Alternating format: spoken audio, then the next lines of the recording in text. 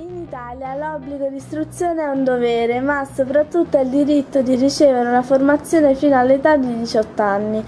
L'obbligo di istruzione è regolato da una specifica legge, il cui obiettivo è quello di consentire ai giovani di definire in modo consapevole il proprio progetto di vita e di muoversi nel mondo del lavoro. Ogni ragazzo può scegliere in base ai propri interessi e alle proprie capacità uno dei 3 possibili percorsi: continuare gli studi nel sistema dell'istruzione scolastica, prendere parte ad un percorso di formazione professionale, iniziare un percorso di apprendistato. In italiano il termine apprendistato deriva da apprendere, che significa prendere, afferrare, impossessarsi. Nell'apprendistato l'attore principe dell'apprendimento non è chi insegna, ma chi apprende. Richiede quindi maestri da seguire e copiare e non professori da ascoltare. Negli ultimi anni il contratto di apprendistato è diventato un mezzo per combattere la disoccupazione giovanile.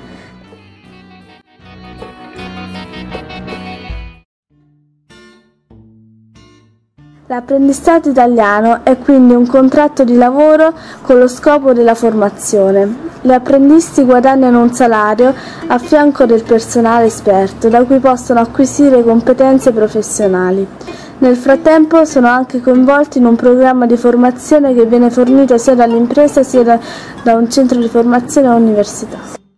Esistono 3 differenti tipologie di apprendistato: apprendistato per la qualifica e per il diploma professionale, apprendistato professionalizzante al contratto di mestiere, apprendistato di alta formazione e ricerca.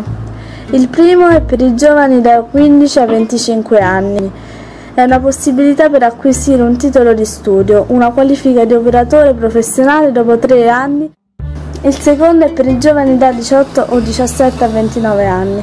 Consente di acquisire una qualificazione professionale prevista dai contratti collettivi di lavoro e maturare competenze di base, trasversali e tecnico-professionali. In genere ha una durata di 3 anni, ma in alcuni casi può arrivare a 5. Il terzo è per i giovani da 18, 17 a 29 anni, ha diverse finalità, tra le quali consentire l'inserimento in un'impresa e contemporaneamente conseguire un titolo di studio. Diploma di scuola superiore, specializzazione tecnica superiore, titolo universitario, laurea triennale specialistica, dottorato di ricerca e titolo di alta formazione.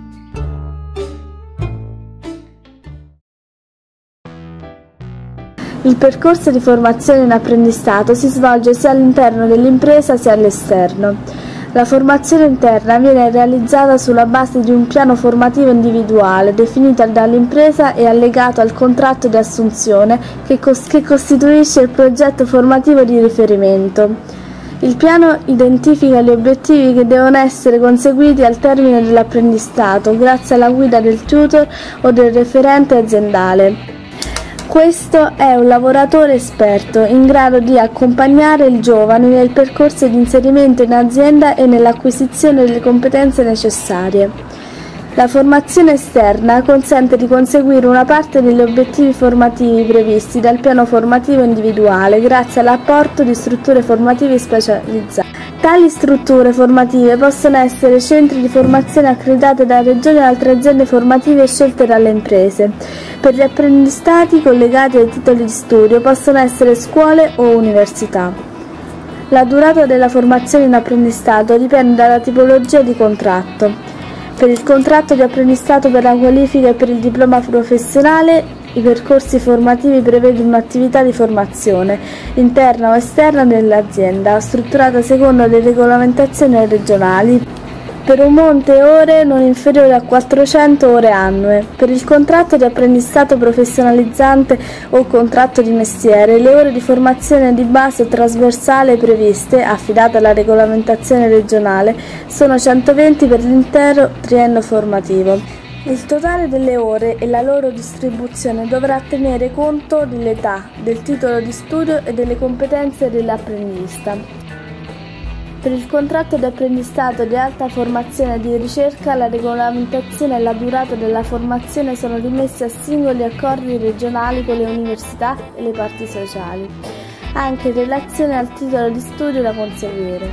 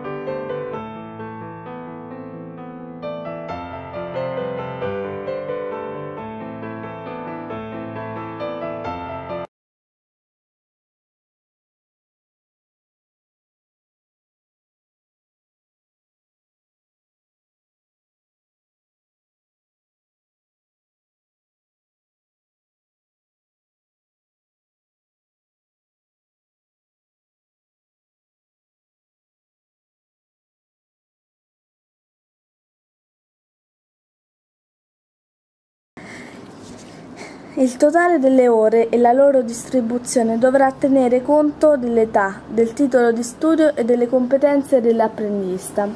La formazione tecnico-professionale è invece disciplinata dai contratti collettivi nazionali di lavoro. Per il contratto di apprendistato di alta formazione e di ricerca, la regolamentazione e la durata della formazione sono rimesse a singoli accordi regionali con le università e le parti sociali, anche in relazione al titolo di studio da conseguire.